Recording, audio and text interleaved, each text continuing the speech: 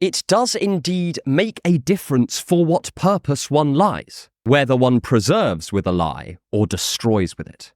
Recently, there's been an awful lot of online discourse on this idea that there is a Christian revival going on, or otherwise a general religious upsurge. Various public figures from Konstantin Kisin to Jordan Peterson to Ayaan Hirsi Ali have spoken about how they think religion, and specifically Christianity, is a strong antidote to nihilism, and perhaps even an existential necessity for a satisfying life. In previous videos, I have looked at various thinkers that wholeheartedly agree with this idea, from C.S. Lewis to Kierkegaard to Dostoevsky. Because, as an atheist, I find the concept of believing in God for practical or existential reasons completely fascinating. But, since we've done an awful lot of that, it is only fair to look at the counter-arguments as well. And no one would be more skeptical of a religious revival than the German mustachioed thinker himself, Friedrich Nietzsche. According to Nietzsche, when we are faced with existential dread, it is very tempting to leap into the arms of a religion to grant us meaning again. And yet, for various reasons, he counsels against this path, primarily in his book The Antichrist, but also throughout his works. Get ready to learn how Christ was the last Christian, why believing in a higher power might not be all it's cracked up to be, and how religious messages can be potentially perverted for nefarious ends. As always, bear in mind that I cannot represent the full richness and depth of Nietzsche's views in this video. And also that just because Nietzsche said something doesn't mean it's true. I have various disagreements with Nietzsche, but I can't get into them in this video. But let's begin by examining what religion even means for Nietzsche, and how it is inexorably linked with the important ethical and existential questions of life. 1. Lived religion. Many of us today are used to thinking of religion as primarily a set of beliefs. Someone is a Christian if they think that Christ rose from the dead and is one of the three parts of the Trinity. Someone is a Muslim if they affirm the divinity of Allah and hold that the Quran was the last revelation from Allah, and so on. But Nietzsche is not so much interested in this aspect of religious thinking. He is far more concerned with what a religion tells us about what makes life valuable and whether this leads us towards or away from life affirmation. Part of what makes religious beliefs significant is that they legislate values. This is partly why you sometimes see him lump in certain religions with much broader philosophies like ethical idealism. The appeal to some perfect world that exists out there, be it in the future or in another metaphysical plane. So for him, religions are a subset of the types of belief that tell us what is good and what is bad, what is desirable and what is undesirable. That is, Nietzsche is interested in the normative dimension of religion. Of course, this means the issue of religion is of paramount importance for Nietzsche. He thinks it goes a long way to dictating the direction of entire societies, and that they will either point people towards embracing their own individual potential greatness, or crush our instincts, putting us out of touch with reality as it exists in this material plane. According to Nietzsche, this is the ultimate test of a value system. Does it move us away from or towards the state of life affirmation and amor fati? The unconditional acceptance and rejoicing in existence predicated on power and self-mastery. That is a lot to take in, but by life affirmation or amor fati, Nietzsche essentially means a state where we can take joy in not just the pleasures of life, but the pains as well. We turn our lives into inherently meaningful works of art, and the idea that existence might be undesirable or a bad thing would strike us as absurd. But he also thinks this can only be achieved through reaching higher and higher levels of self-overcoming. This is its own complicated Nietzschean concept that we're going to revisit at the end. But in effect, it involves the supreme organization of our wills. He thinks we will become total sovereigns over our own minds, and as a result, be able to create values, affirm the unaffirmable, and truly love life. It is a difficult concept to get your head round, but it's a state where nihilism is not just not felt, but is almost unthinkable.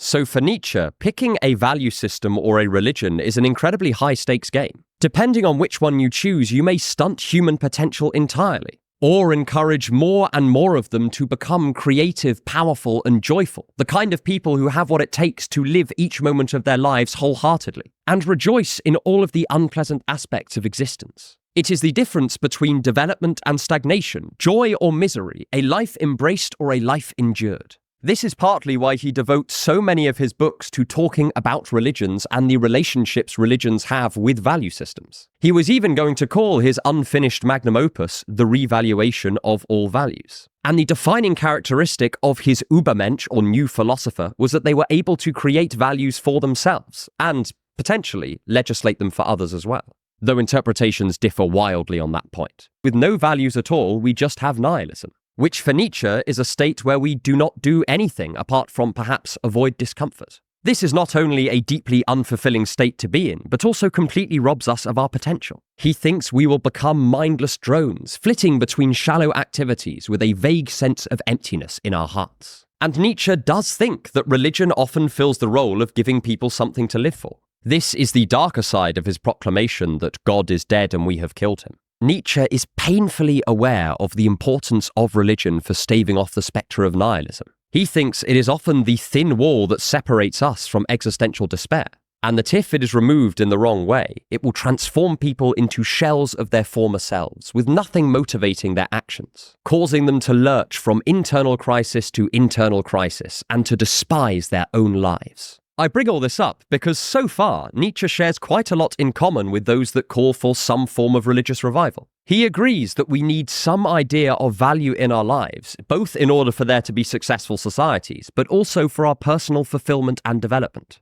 He recognizes that religion has historically done this and cautions against the destructive effects of removing it in a sloppy or careless fashion. He mourns the death of God just as much as he celebrates it. Given this, you might expect Nietzsche to follow the path of someone like Dostoevsky or Kierkegaard, and reaffirm faith in God as the answer to all of these existential challenges posed by declining religious beliefs. But in fact, he could not disagree with this idea more. Because Nietzsche holds the quite original position that religious belief is not necessarily in opposition to nihilism, but can actually lay the groundwork for it. And he singles out Christianity as the particular target of this criticism. If you want to help me make more videos like this, then please consider subscribing to my channel or my Patreon. I'm going to have a Patreon exclusive casual video every week from now on, so do check it out if you're feeling generous. The links are in the description. 2. Religion and nihilism, a false dichotomy. As we said, Nietzsche is mainly interested in religion to the extent that it legislates values for people within a given society, and the extent to which it promotes the affirmation of life through those values. But in viewing the issue through this lens, Nietzsche challenges the assumption that often works in the background of existential discussions, that religion and nihilism are natural-born enemies, and that even if, from an atheist perspective, religious beliefs might be false, they are still existentially efficacious. Of course, Nietzsche agrees that religions don't tend to say that life is meaningless, but he thinks they can create the conditions where nihilism will naturally emerge through subtle and insidious means. This is what happens when religion is used not to encourage us to engage with this world, but instead to disengage or move past it. And we see this distinction manifest incredibly sharply in Nietzsche's discussion of Jesus versus his views on later Christianity. Surprisingly for this arch critic of religion, Nietzsche has a pretty positive view of Jesus Christ himself, referring to him as the last true Christian, and praising his character and ability in a whole host of ways. Nietzsche says that Jesus was a man of incredible inner strength and someone who managed to wholeheartedly reject the feelings of resentment that cause so much suffering. He paints Jesus as having an almost aristocratic level of dignity, with the ability to bear the pains of the world with a gentle and loving smile, never for one moment failing to value life. It is not like Jesus spends the Gospels suppressing his pent-up anger at all of the people who are persecuting or hating him. In fact, it's quite the opposite. To shout, "Forgive them, Father, for they know not what they're doing," as you are being strung up on a cross, shows an ability to overcome your own feelings of resentment or frustration that Nietzsche genuinely admires. Nietzsche's interpretation of Jesus is incredibly earthy, for lack of a better word. He notes that Jesus spent his time engaging with the world, living his own doctrine of forgiveness, love, and anti-resentment. He became a breathing example of his own teachings and of life affirmation, and that is what makes him so brilliant. For Nietzsche, Jesus himself represents the tragic potential of Christianity. An exceptional man living an exceptional life, free from hate, anger, or scorn, able to change history, conquer his own existential challenges, and who can stare death in the face without a hint of ill feeling. There are few better examples of true amor fati than this. It's worth noting Nietzsche does not let Jesus entirely off the hook. He is critical of many of his teachings and says he is neither a hero nor a genius. In fact, he refers to him as an idiot. But this may be a reference to Dostoevsky's famous novel of the same name, which is also about a man free from resentment. He also refers to Jesus as a decadent, which is normally used in a pejorative sense, but here takes on a perverse kind of respect. He even wishes that someone like Dostoevsky were there to examine and analyze the life of this extraordinary man. At the very least, Nietzsche has a lot of respect for how Christ chose to live his life, and hints that if we all had taken on this message of anti-resentment and inner strength, then Christianity would have been a great thing. However, it is later Christian thinkers, and principally St. Paul, that Nietzsche takes issue with, because Nietzsche has the bold view that the most life-affirming aspect of Christ's teachings was just how he existed. He thinks everything that is laid on top of this is just obscuring the best part of Christianity and potentially undoing all of that nascent greatness. Because in addition to praising the life of Jesus, Christianity also espouses a whole host of positions that Nietzsche considers fundamentally anti-life, and thus he views them as setting us off on the path to nihilism. The idea that there is a heaven somewhere, that this life is just a test, and that we have immortal souls, all strikes Nietzsche as sending the same basic message. This world does not matter too much, but the next one does. Additionally, Nietzsche thinks that Jesus' message was transformed from being anti-resentment to being outright resentful by later figures. And again, he takes particular umbrage with St. Paul for this. Rather than growing and nurturing the same inner power that Jesus had, and so letting resentment naturally fall away from us, Nietzsche charges Christianity with suppressing our natural instincts, which he thought were the very things that kept nihilism at bay. He hates the way that Christianity had often been used to praise a passive and submissive approach to life, how it had encouraged pity, and how it had taught that our deeper drives for sex, power, and excess were evil. He thinks that taking this approach might not be outright nihilistic, but it is leaving the door open for nihilism to stroll into the room without much resistance. And this is where we need to address a subtle aspect of Nietzsche's ideas regarding nihilism. Because for him, nihilism is only partly a problem of philosophy. He views it as just as much a symptom of a psychological weakness as it is a serious philosophical position. The healthy person who learned to control and organize all of these baser instincts instead of weakening and suppressing them would view the idea that life had no meaning as just bizarre. They would think that just them wanting something would be enough to imbue it with meaning, and they would not feel the need to appeal to a god or a metaphysics to let them know that their life was meaningful. For Nietzsche, the stage is set for nihilism once we weaken our wills and neglect our baser drives. But this is exactly the thing he charges religion, and specifically Christianity, with doing. So far from viewing religion and nihilism as necessary opposites, Nietzsche thinks they are powerful potential allies. So if Nietzsche were alive today, he would pose some serious questions to those calling for a religious revival. He would ask how we can be sure that these religious beliefs will be used to strengthen rather than deaden our wills. And if they do strengthen our wills, then he would then ask how we could stop these life-affirming doctrines from being distorted over time, as he believed Jesus's were. Because, for him, if we take the wrong step, we will not have solved the problem of nihilism at all, and if anything, we will have hastened its approach. This point is incredibly controversial, but I do think it is worth considering, because it throws into doubt such a firmly held assumption within existential discussions, and provides a fresh perspective on what the causes of nihilism might be. We don't often stop to ask why it is that we habitually view religion as an antidote to nihilism.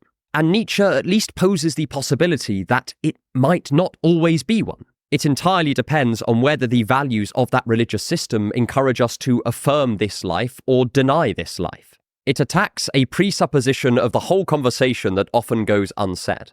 And Nietzsche's skepticism does not end there, because apart from his philosophical critiques of certain religious ideas and their dangers, he also has a lot to say on how religion functions sociologically. Specifically, how it can be used and abused to seize raw power and suppress the development of our fellow man. 3. Religious authority and its critics. A great many people who are themselves religious or are otherwise amenable to religious views will still have reservations about the potential drawbacks of organized religion. And Nietzsche shares this concern because much of his critique of religion is not so much to do with the individual beliefs, but rather the impact of those beliefs when enforced at scale by an authority. Take his dissatisfaction with the emphasis that Christianity places on pity, for instance. It is not necessarily that Nietzsche is against sympathy in principle. Elsewhere, he praises magnanimity that comes from a place of strength, and even plays with the idea that the truly powerful would not scorn the weak, but instead take them under their wing.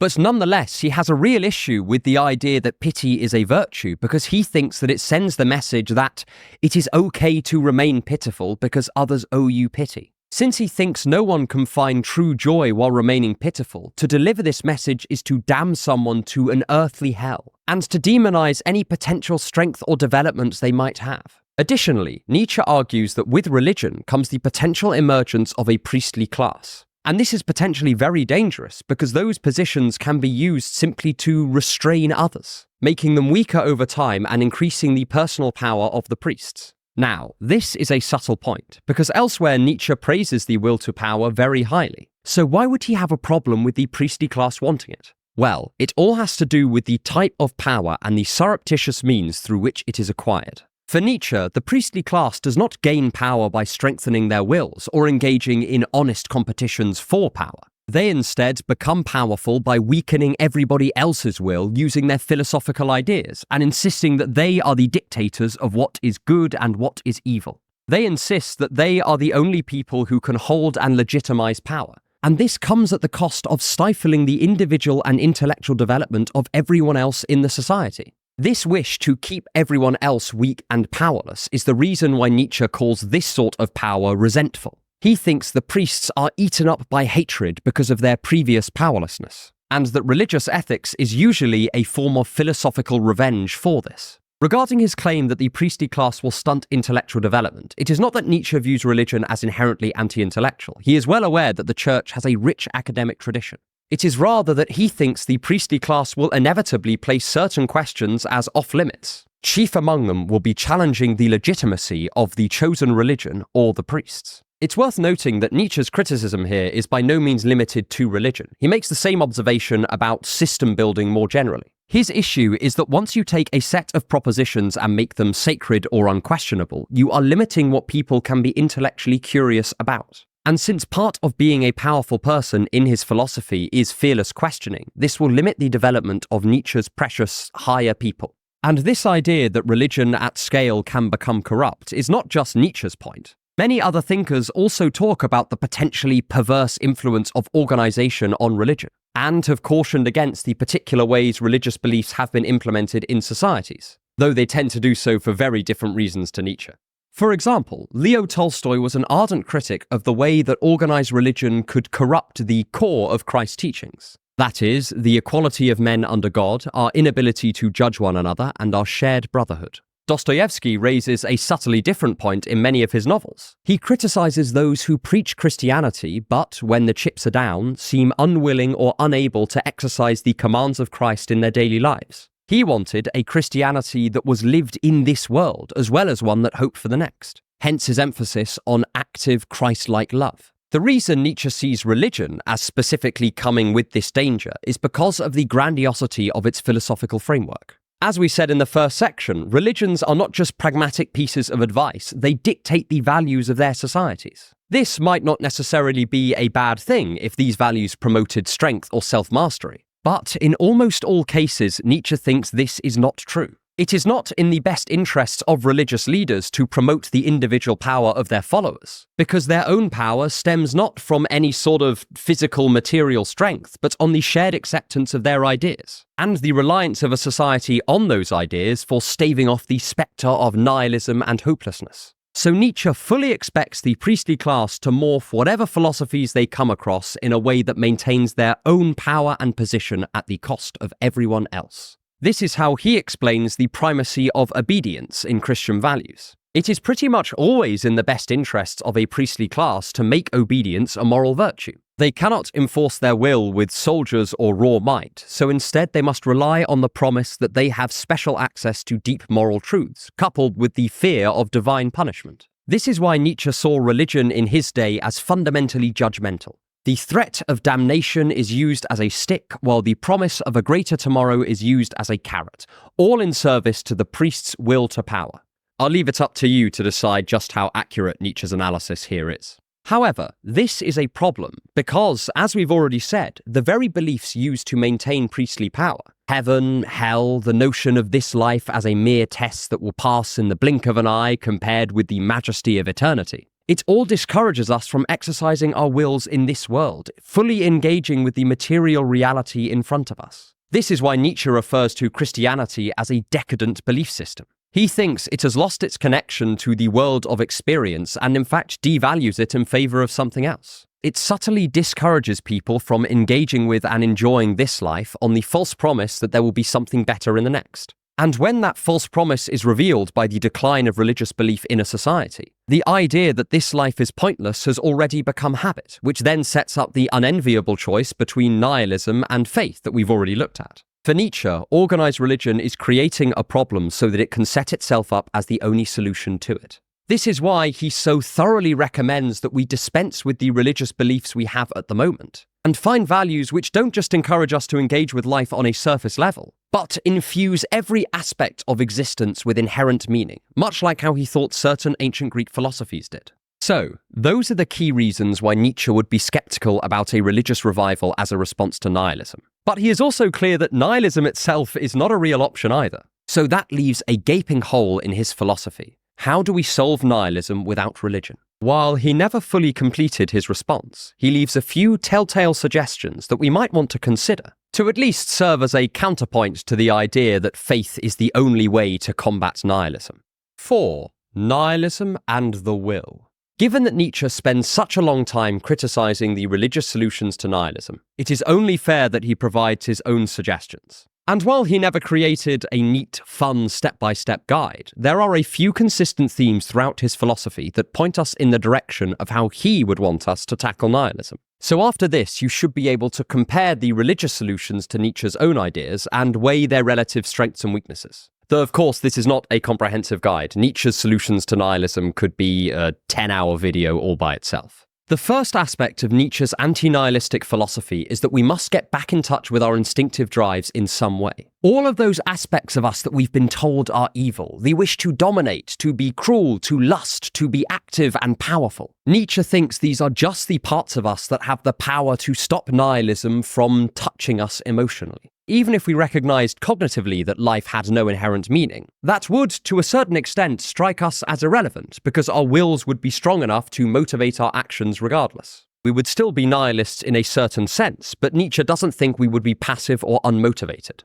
We would just be relying on the strength of our internal drives rather than needing a metaphysical external meaning. However, this is subtly different from the other Nietzschean idea of the Übermensch or the new philosopher, because there is not yet the additional aspect of self-overcoming. That is, the will may be strong, but it is not yet organized and structured towards something that we consider valuable. One way of looking at this distinction is to consider that someone could have a will that is strong, but is nonetheless not sublimated or directed in a single way. This would mean they might desire many different things very strongly, even contradictory things, and their will may pull them in many different directions. They may give themselves over to hedonism and become miserable in the long term. This is a very unpleasant state to be in, even if it is a step up from nihilism. It is the kind of situation St. Augustine or Epictetus would describe as being unfree by vice or ill discipline. So Nietzsche thinks the next step is to learn to control these instincts without weakening them, to dominate your will with your own will. That is why Nietzsche's description of this process is called self-overcoming. It is the self-domination of the will. He saw this as the highest manifestation of the will to power. While he thought there was some glory in dominating others, what he ultimately wanted was for people to seize the reins of their own wills and so make themselves impervious to nihilism. And the examples he gave of people that did this were not conquerors or generals, but instead philosophers or artists or ascetics. This is why he considered the German poet Johann Goethe as the closest anyone had come to being an Übermensch, despite the fact that Goethe led no armies and commanded no nations. This idea also sheds some light on what Nietzsche means when he says we can create our own values. The strengthening of the instincts provides the raw inner power needed to persevere without the illusion of objective meaning, while the sublimation and organization of those instincts allows us to direct our entire will towards a single goal or set of goals, which then become the values for us as individuals.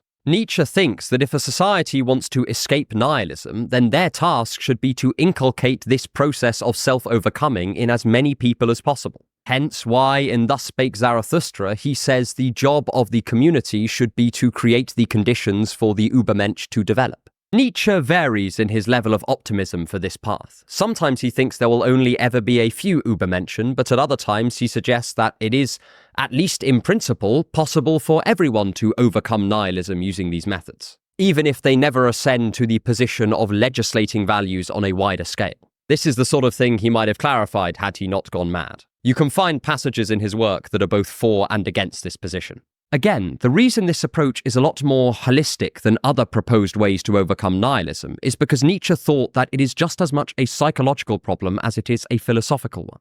If we are not to replace one set of false idols with another, then Nietzsche thinks we must cut out nihilism at its source, which is the individual temperament of people, who have had their natural joy for life slowly robbed from them over the course of decades of indoctrination. And not just religious indoctrination either. Nietzsche thinks that the whole apparatus of civilization is on board with this. So Nietzsche's solution both encourages us to strengthen and organize our wills at the individual level, and recommends that we promote this approach societally as well. Of course, this is an awful lot of work, to the extent that some may say it is totally unrealistic or even undesirable. It's a big risk. A lot of high-spirited people could lead just as much to chaos and destruction as it could this post-nihilistic paradise. But in some ways, we should not be surprised that Nietzsche's solution is ambitious. As we said in the first section, he agrees with the idea that religion has been a cornerstone of our fight against nihilism for thousands of years, even while it subtly delivered us into its hands. If we are truly going to try to have meaning without God, we should expect it to be an arduous task, one that we are deeply unused to. Who knows, if you take some of Nietzsche's more pessimistic passages into account, you might suspect this solution just cannot be replicated at scale. There are many strengths and weaknesses of Nietzsche's solution. On the one hand, it resonates with the general intuition we have that if you are fully engaged with life, you just will not think about nihilism. That you know you are doing a good job if the very idea of nihilism strikes you as ridiculous or nonsensical. But on the other hand, Nietzsche is requesting that we embark on a long and laborious journey just to maybe have a shot at resolving our existential issues. Sure, he promises that on the other side of this we will be happier, healthier, and more resilient. But how much do we believe him? Is this a good substitute for the tried and tested existential consolations of religion? Should we instead trust in someone like Schopenhauer, who thought that the metaphysics of religion was a huge component of why it functions so well as a defense against nihilism? Should we be very skeptical and perhaps even scared about the kind of values we might create if we were liberated from the constraints of tradition, heeding the warnings of C.S. Lewis that we might use this newfound freedom and power to terrorize our fellow man? Do we need a real lived faith in something greater than ourselves to function? Can we actually create our own values in the manner Nietzsche wants us to, or is this just attempting to cope? I obviously do not have the answers here, but I think that these are excellent questions to serve as a counterpoint to the general idea that religion is the only possible way to deal with nihilism. Even if we end up agreeing with the idea that man is often a religious animal and that faith will probably play a role in how many people live their lives, it is at least worth asking whether this is true in every case and whether in some cases it is doing more harm than good. And even if you disagree with Nietzsche's specific blueprint, this does not necessarily mean that atheistic existentialism is just a fool's errand. As is often the case with Nietzsche, some of the most valuable aspects of his thought are not the answers he gives, but rather the ways he challenges the deepest held presuppositions of some of our philosophical debates. But either way, I hope this video has given you a fresh perspective on the nature of religious revival, and some potential criticisms we might have with it being used as our only weapon in the fight against nihilism. And if you want an entirely different perspective, then click here to learn about some thinkers who argue exactly the opposite of Nietzsche, that religion is not just beneficial for society, but necessary for it. And stick around for more on thinking to improve your life.